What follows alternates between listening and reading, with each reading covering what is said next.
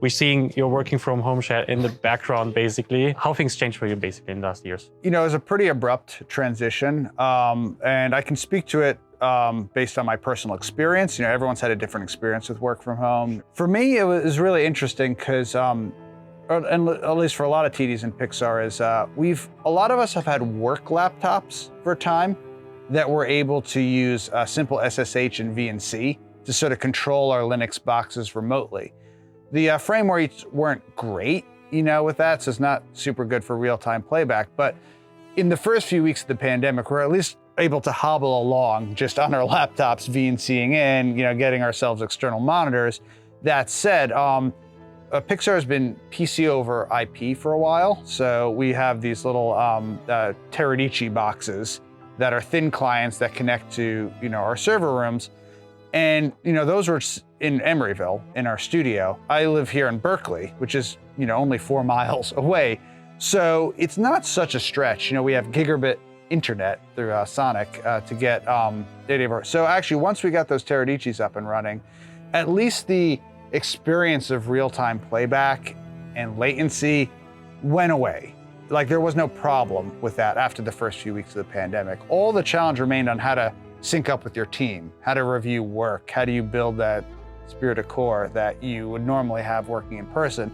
And that took a while to kind of adapt. Some things, you know, weren't the same, but some things actually worked better. In reviews in particular, I felt actually went smoother with work from home. Yeah, that's also the big question, basically, is there's 100% an up and down. Like, you know, it's not just, oh, it's great, I can be at home, you know, like, you know, I don't have to dress up, I don't have to travel, whatever, like to the workplace and stuff like that. I mean, for you, I mean, it's literally basically a walk, or at least a bicycle ride or something like that.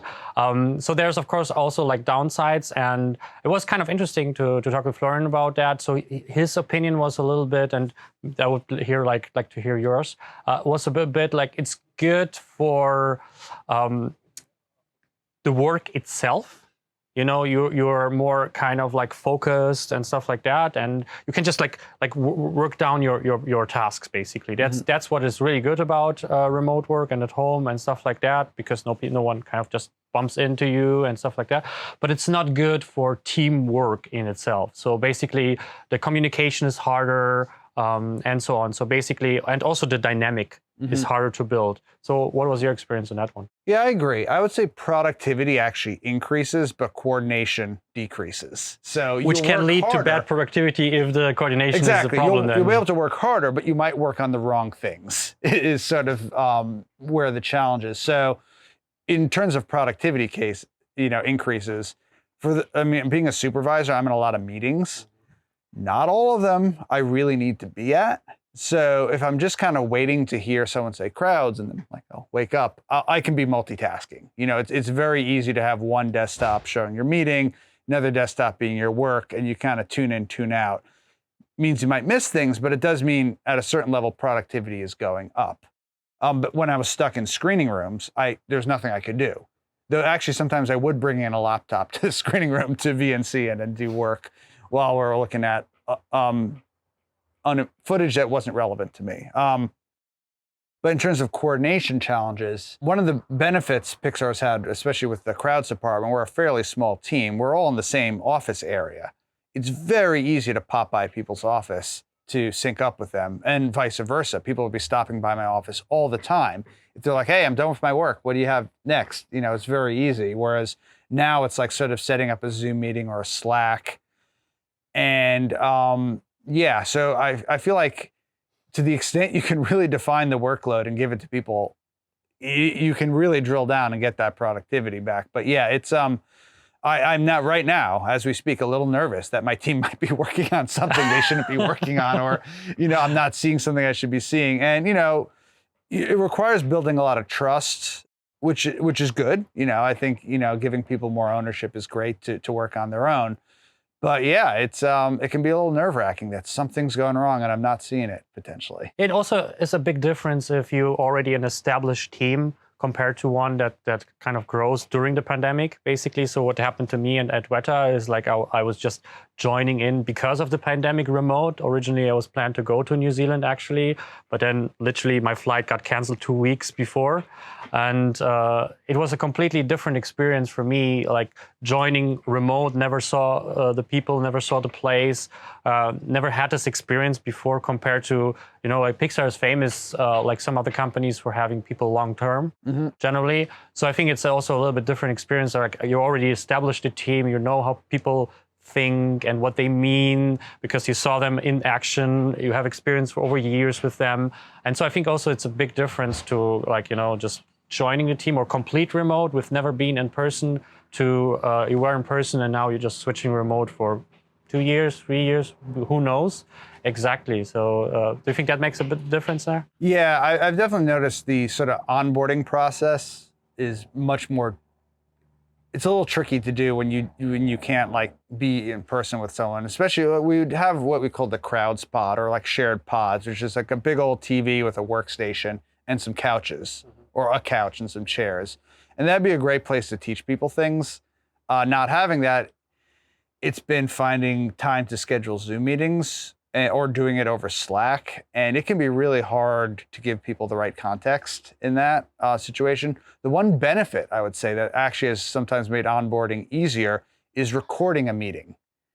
Has been super useful because I'm finding I'm getting mileage. When I've recorded a demo for a new TD or an intern, I store that, and when the next TD and intern comes, I share them the demo. And I now have like 4 or 5 things that I can just give to people so they can kind of self-learn a little better. That said, I do feel bad. Meetings can be kind of rambling sometimes. There can be lots of asides. So subjecting someone to an hour of rambling demo over Zoom, from a pre-recorded Zoom meeting is probably less good than, doing it with them in person. But I feel like we're actually documenting our work better by being able to record meetings a little bit. Yeah, it was also my experience. We very fast started to record things, and we did meeting tutorials. So we had scheduled every second week a tutorial meeting, which was basically we need to show you how to export things as a TD, how to understand how the exporting works in Maya.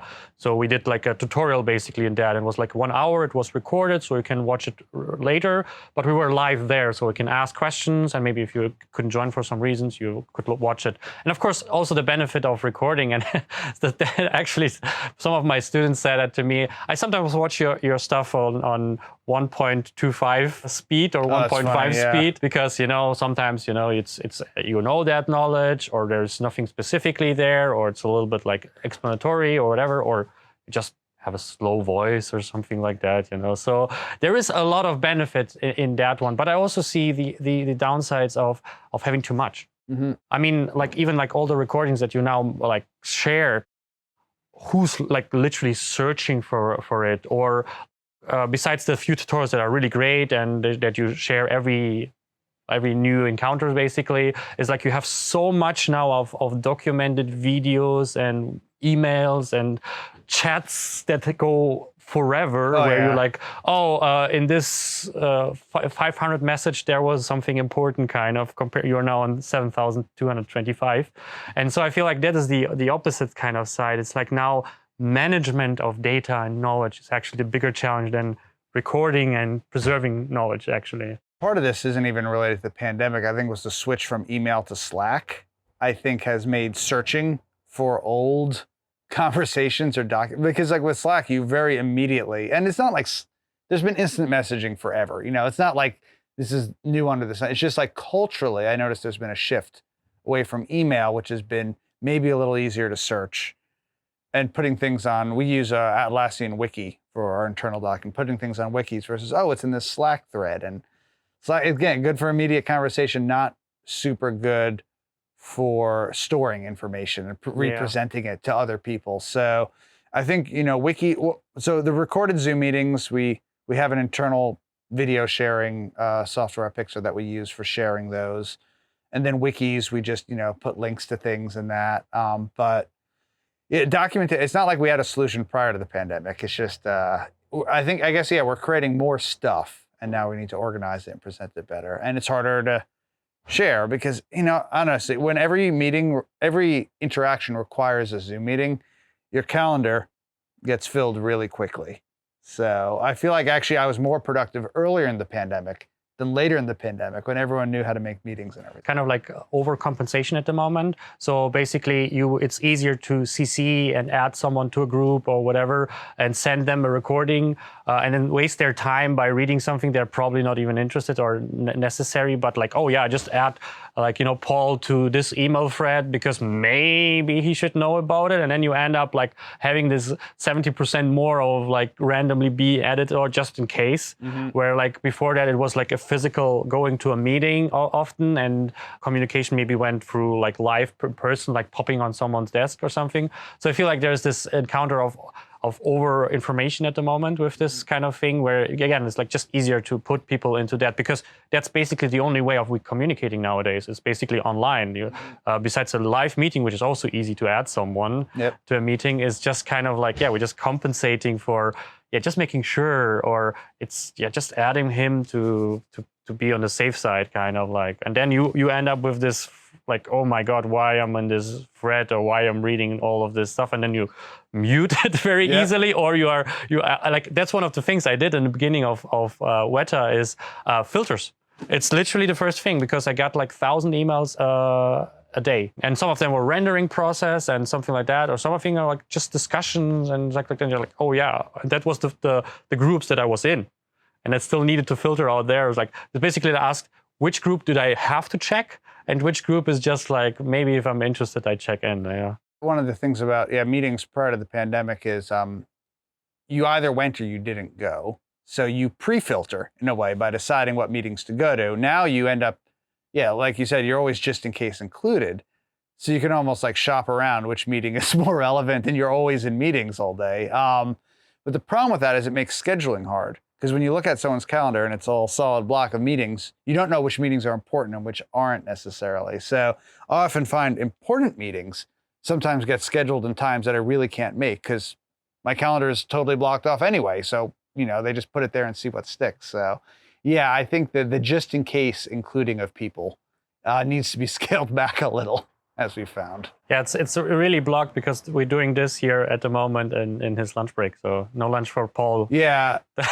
Well, today. Thankfully, I actually put a meeting on this for us, but Really? there always was a chance. Like actually, they would have put something anyway. But no, we got a good noon to 2 block before I have sequence dailies where I have.